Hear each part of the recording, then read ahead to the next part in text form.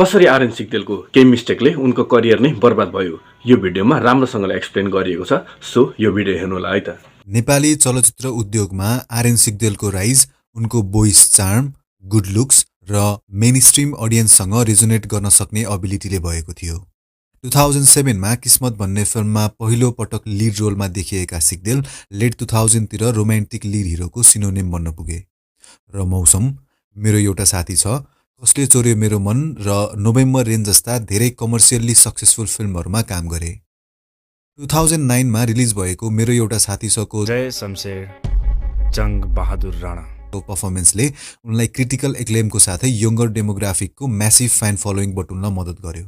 त्यस समयमा रोमान्टिक फिल्म्सको लागि सिग्देल गो टु हिरो थिए, जसले उनलाई नेपाली चलचित्रमा सबैभन्दा ब्याङ्केबल अनि महँगो हिरो बनायो।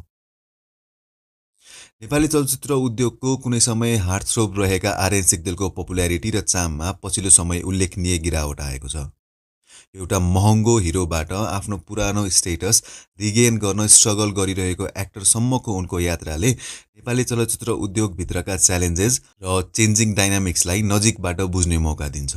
आफ्नो करियरको प्राइममा उनी नेपाली फिल्म क्षेत्रको चक्लेटी हिरो भनेर चिनिन्थे।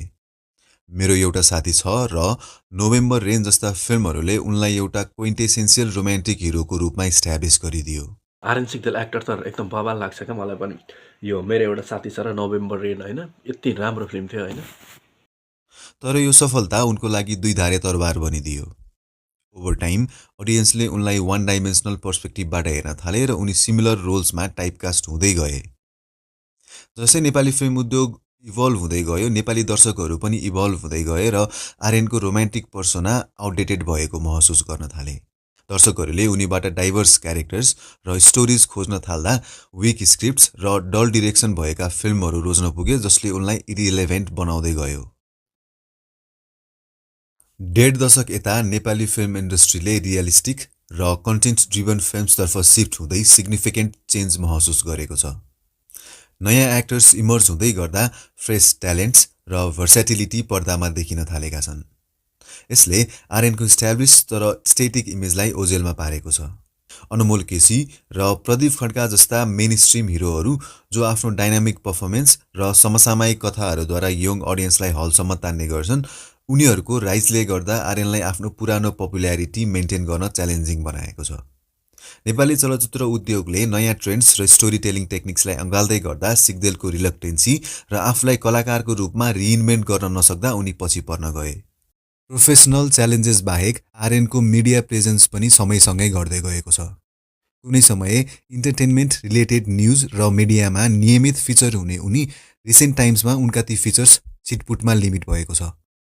यो लिमिटेड भिजिबिलिटी र युट्युब जस्ता डिजिटल प्लेटफर्म्समा झुम्मिने अडियन्ससँगको इङ्गेजमेन्टको कमीले उनको अर्ली डेजको पपुल्यारिटी मेन्टेन गर्न उनलाई गाह्रो भएको छ।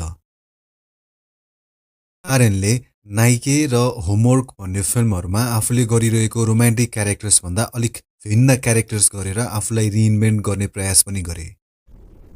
गन्तव्य हरेक व्यक्तिको आफ्नो आफ्नै गन्तव्य हुन्छ। नाइके चाहिँ कोनी, तर होमवर्क भन्ने फिल्म पनि राम्रो लागेको थियो मलाई। अब एक्टिङ पनि राम्रो थियो, तर सोचे अनुरूप सफलता पाउन सकेनन्। नाइकेमा उनले पोर्ट्रे गरेको क्यारेक्टरले वान्टेडको सलमान खानको झल्को दिलाउँथ्यो भने होमवर्कको हरिकृष्ण प्रसाद शर्मा नामको क्यारेक्टरको उनको पोर्ट्रेयल कन्भिन्सिङ थिएन। उनको प्रोडक्सन डेब्यू कायराले पनि बक्स अफिसमा उल्लेखनीय प्रभाव पार्न सकेन। कारण थियो विक स्क्रिप्ट, प्रेडिक्टेबल प्लट्स अनि डल प्रेजेन्टेसन। यी असफलताहरूले आर्यनले दर्शकको चेन्जिङ प्रेफरेन्सेससँग अड्याप्ट गर्न स्ट्रगल गरिरहेका छन् भन्ने पर्सेप्सनलाई झनै बलियो बनाइदियो। असफलताहरूका बावजुद पनि आर्यन सिग्देल आफ्नो भविष्यप्रति आशावादी छन्। उनको रिसेन्ट प्रोजेक्ट सेलेक्सन्सले आफ्नो फ्यान्ससँग रिकनेक्ट गर्न र इन्डस्ट्रीमा बाउन्स ब्याक हुने उनको इच्छालाई सङ्केत गर्छ। हालसालै रिलिज भएको फिल्म पूजा सार्कीमा निर्वाह गरेको पुजारी क्यारेक्टरको पोर्ट्रेयलबाट उनले राम्रै तारिफ बटुले।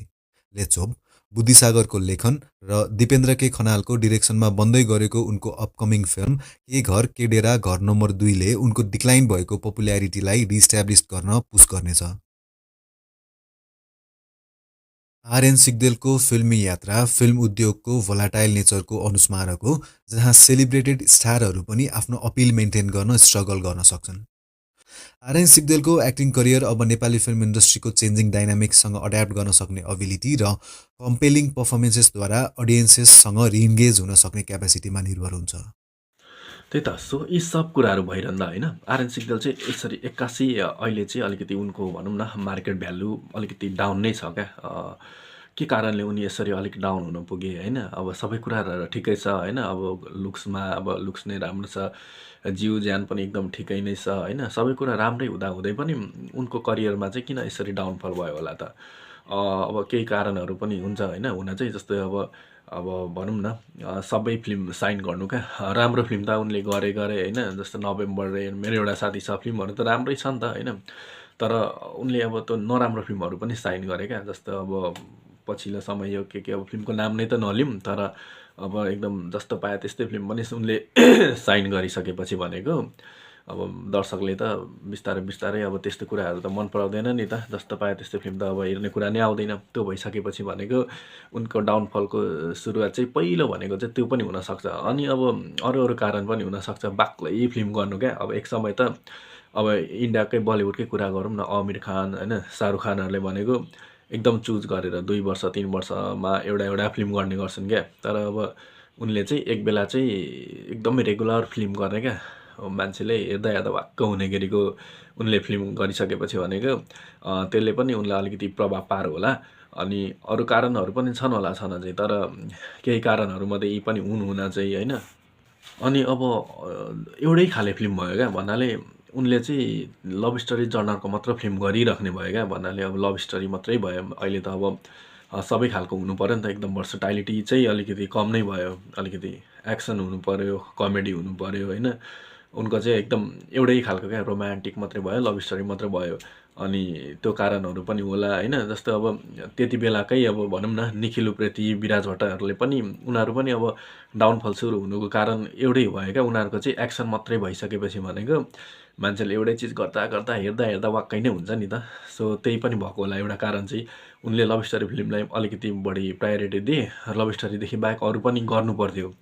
त्यही हो, यस्तै कारणहरू होइन। अनि अब अहिले त अब मिडियाको समय छ होइन। युट्युब भयो, टिकटक भयो, यस्ता कुराहरूमा पनि अलिकति उनको एक्टिभिटी चाहिँ अलिकति कम नै भएर पनि अब पछि परेका हुन् कि भन्ने जस्तो लाग्न चाहिँ होइन। अहिलेको समयमा अब यो सामाजिक सञ्जालमा त एक्टिभ भएन भने त गाह्रै छ, जसलाई पनि गाह्रै छ। अनि उनको एक्टिभिटी अहिले चाहिँ अलिकति एक्टिभ देखिन थालेका छन् होइन। पहिला त्यो बेला चाहिँ अलिकति उनको एक्टिभ भनौँ न अलिक कमै नै थियो। अनि अब त्यस्तै भयो। ओभरअलमा भन्नुपर्दाखेरि आर्यन सिग्देल मलाई चाहिँ एकदमै मनपर्छ होइन। मैले त उनको फिल्म एकदमै धेरै हेर्ने गर्थेँ क्या। पहिला धेरै नै हेर्ने गर्थेँ। मलाई चाहिँ एकदमै मनपर्छ। तपाईँलाई कस्तो लाग्छ आर्यन सिग्देल कमेन्टमा लेखिदिनु होला। अनि च्यानलमा नयाँ हुनुहुन्छ भने च्यानललाई सब्सक्राइब गर्न चाहिँ नभुल्नु होला है त।